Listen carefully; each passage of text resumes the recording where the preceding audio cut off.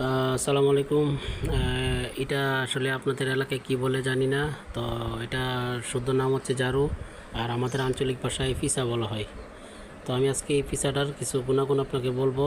এটা দিয়ে সেটা আপনার রুম ঝাড়ু দিতে পারবেন, বিছানা ঝাড়ু দিতে পারবেন, এরপরে প্রয়োজনে আপনি দাঁতও ক্লিয়ার করতে পারেন। আর এটা সবচেয়ে বড় গুণ একটা হচ্ছে, আপনারা যদি কাজে লাগেন তাহলে এটা তো বাইরে বাইরে করতে পারবেন।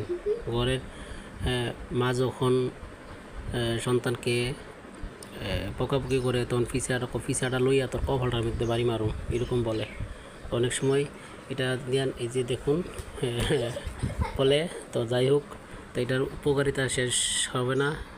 তো সবচেয়ে বড় উপকারিতা হচ্ছে এটাতে আপনার দাঁত খিলাল করতে পারবেন। আর মারামারি তো আছেই। এই যে দেখুন কি সুন্দর ঝাড়ু দেখছেন, এই যে দেখুন আপনারা।